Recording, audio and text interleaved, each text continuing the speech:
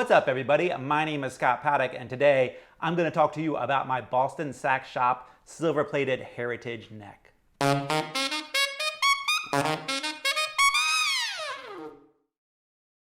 I'd like to take a second to thank everyone who has subscribed to my YouTube channel. I've recently passed 40,000 subscribers, and that is a really big number for me, and I really appreciate your support.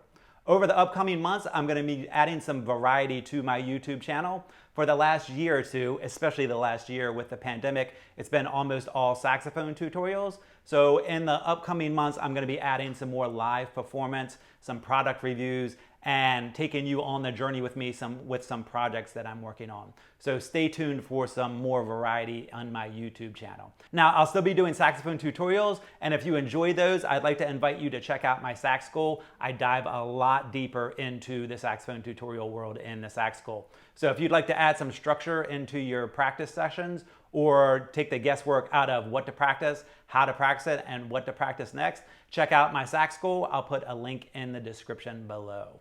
Let's talk about this Boston Sax Shop silver-plated heritage neck, which is super shiny. You might be asking, why would I want to get a different neck from the one that came with my horn? This is a Mauriat 66 RX tenor, and the neck that comes with it is called a Super 6. And that neck is great, but on the tenor sax, I've had this problem forever, and this problem is a stuffy D and D sharp. My middle D and my middle D sharp have been stuffy on every tenor sax that I have ever played. So before I had this Mauriat, I had a Yamaha Custom, and it was way stuffier. When I got the 66 RX, that problem got a lot better. Then when I started playing my Syos Scott Paddock Artist Series mouthpiece, it got a whole lot better. The sound was bigger and fatter. The D and the D sharp were way less stuffier. It relieved a whole bunch of my problems. By the way, if you'd like to check out this mouthpiece, I'll put a discount code in the video description. So the mouthpiece helped a lot with getting me closer to the tenor sound that I've always wanted and making the D and the D sharp way less stuffy.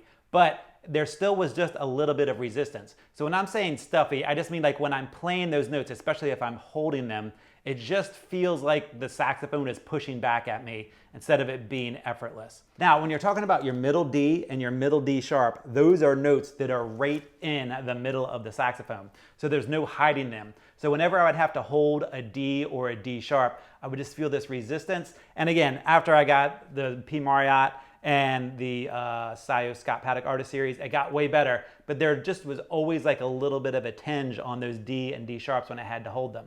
So I started seeing this Boston Sax Shop heritage neck popping up a lot in videos on the internet with killing players like guys like Joel Fromm, Jeff Coffin, Chris Bittner, Ryan Devlin, and I've even seen Bob Reynolds posting some Instagram videos lately playing on the heritage neck.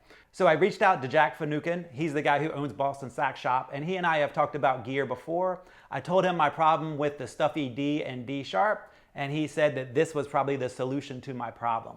So I ordered the Boston Sax Shop heritage neck. I asked him if I should do silver or raw brass. He said that there was really no difference in the way they played, just the way they looked. So I thought I would add like a little silver shininess to my life, and I ordered this neck.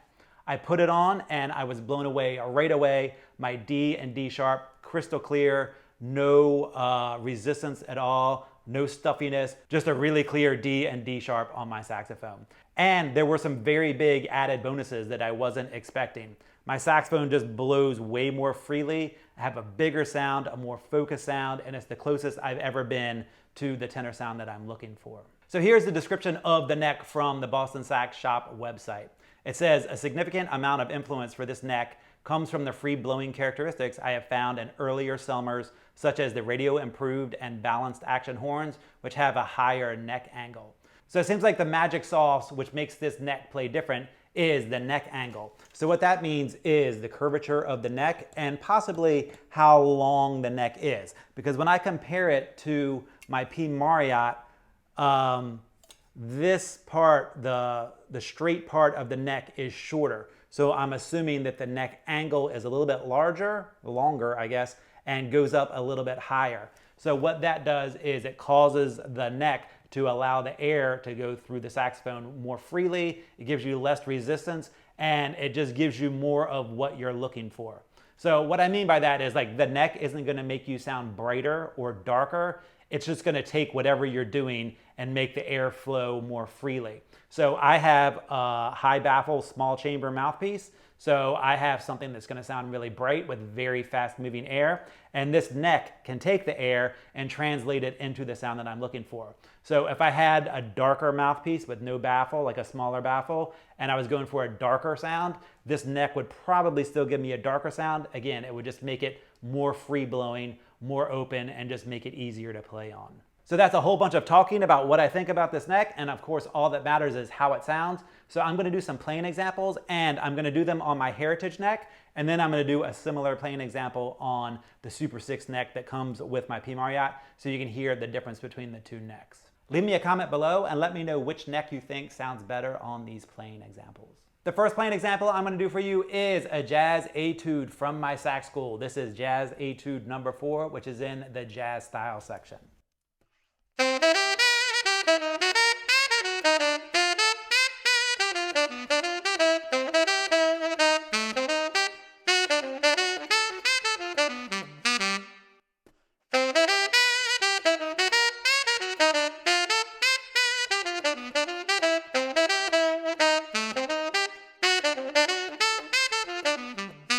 So what I really like about the Heritage neck in this playing example is the fatness of the sound. It's just more aggressive. It's kind of more in your face. And I can almost feel like the outer edges of the sound. Like it just has this encapsulated, big, in your face tone.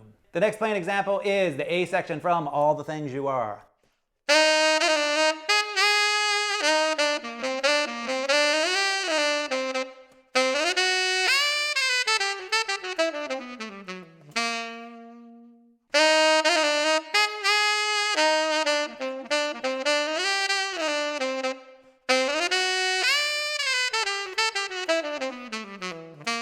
And something that I play all the time, of course, would be modern funky stuff.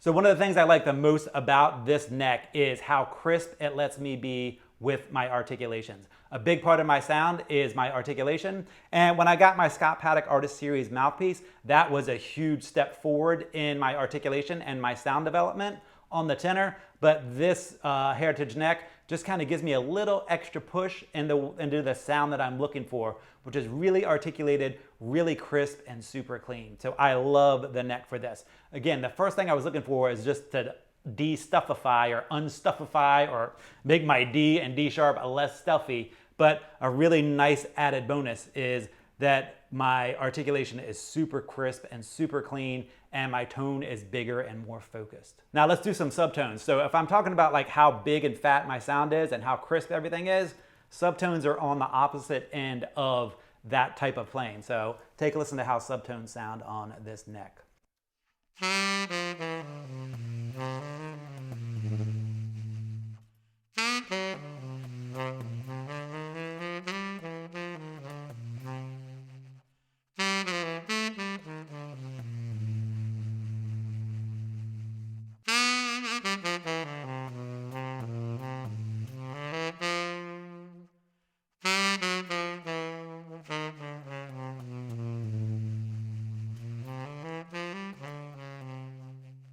It lets me do really nice subtones also, but I think I like my subtones a little bit more on the P Mauriat Super 6 neck, just because that neck seems to be slowing down my air, and that's kind of what you want when it comes to subtones. So this is letting me blow really free, and I have a high step baffle and a small chamber, which isn't super subtone friendly.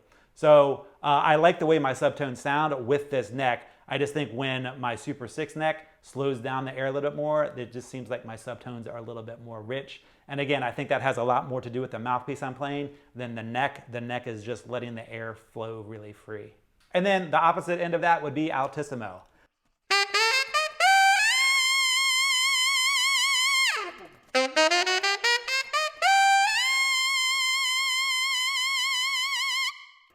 The altissimo on this is just insane.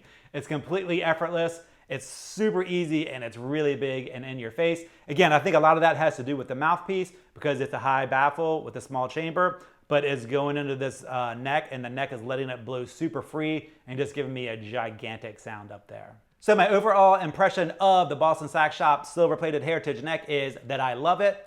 I would guess that it probably gave me about a 10% boost in my tenor saxophone sound, which for a professional musician, if you can do anything that gives you a 10% boost, that's pretty gigantic. So it's really gotten me about as close as I've ever been to the tenor sax sound that I want, which is kind of in your face, really full, big fat sound, crisp dynamics, really nice altissimo, and just really clear and really crisp. Now, the added bonus, which really isn't the added bonus, it's the whole thing I was going for, is that all of the notes are very effortless to play. The D and the D sharp do not have any stuffiness at all. And the neck just lets the saxophone blow really free. And it lets all of your other equipment, your mouthpiece, your reed, your ligature, and the horn itself do its job. So for me, the Boston Sax Shop silver-plated heritage neck gets a gigantic thumbs up. Thanks for taking the time to check this video out. If you'd like to dive deeper into my saxophone world, I'd like to invite you to check out the Paddock Sax School.